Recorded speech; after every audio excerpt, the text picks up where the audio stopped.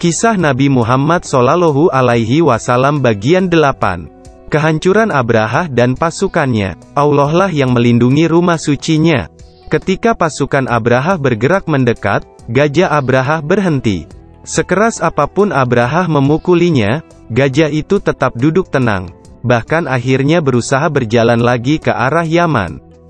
"Maju, maju, apa yang terjadi padamu?" bentak Abrahah pada tunggangannya. "Dalam berbagai medan pertempuran, belum pernah kamu mengecewakan aku seperti ini. Kamu bahkan tampak ketakutan. Ada apa sebenarnya, Paduka?" "Ada yang datang dari arah laut," teriak seorang prajurit sambil menunjuk-nunjuk panik.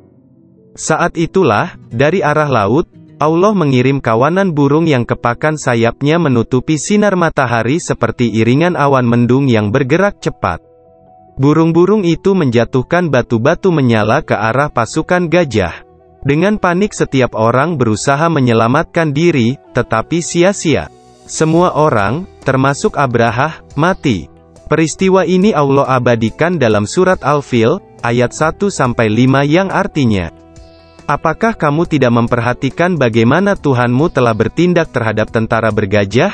Bukankah Dia telah menjadikan tipu daya mereka, untuk menghancurkan Ka'bah, itu sia-sia, dan Dia mengirimkan kepada mereka burung yang berbondong-bondong, yang melempari mereka dengan batu, berasal dari tanah yang terbakar, lalu Dia menjadikan mereka seperti daun-daun yang dimakan ulat."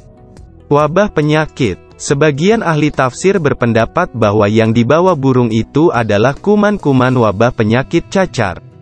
Dalam beberapa hari saja seluruh pasukan mati dengan tubuh rusak seperti daun dimakan ulat. Abrahah berhasil kembali ke Yaman, tetapi tidak lama setelah itu ia pun mati seperti pasukannya. Kembali ke Mekah, Abdullah bin Abdul Muthalib tidak jadi disembelih karena telah ditebus ayahnya dengan 100 ekor unta. Abdullah adalah pemuda yang berwajah tampan. Kegagahan parasnya banyak menarik perhatian gadis-gadis Mekah. Apalagi setelah mereka tahu bahwa nyawa Abdullah telah ditebus dengan 100 ekor unta, suatu jumlah yang luar biasa yang tidak pernah dialami seorang pun sebelumnya. Walaupun banyak gadis yang berusaha menggodanya, kesopanan Abdullah tetap terjaga. Gadis yang meminang. Setelah penebusan Abdullah, Abdul Muthalib menggandeng tangan putranya menuju rumah Wah bin Abdul Manaf. Wah mempunyai seorang putri bernama Aminah. Abdul Muthalib sudah sepakat dengan Wah untuk menikahkan putra-putri mereka. Namun, di tengah jalan, seorang gadis cantik menegur Abdullah, "Engkau akan pergi kemana, wahai Abdullah?" "Aku akan pergi bersama ayahku."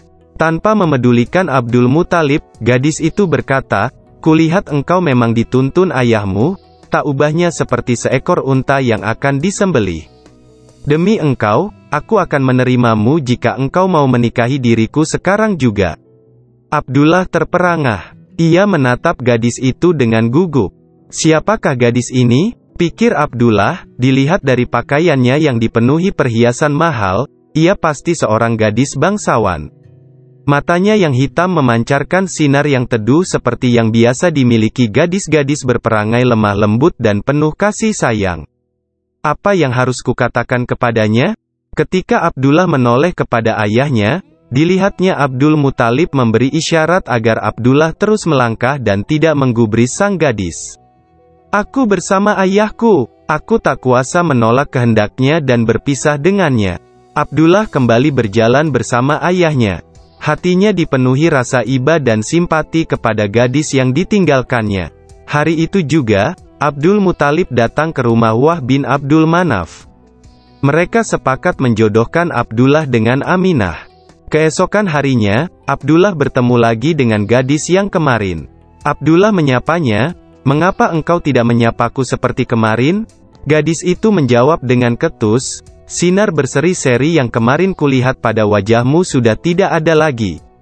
Karena itu, sekarang aku sudah tidak membutuhkanmu."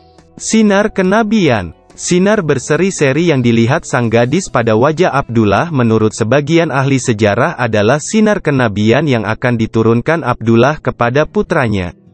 Ketika Abdullah sudah dijodohkan dengan Aminah, maka gadis itu sudah tidak bisa lagi berharap akan memiliki putra yang kelak menjadi nabi. Demikian kisah Rasulullah Shallallahu Alaihi Wasallam bagian 8.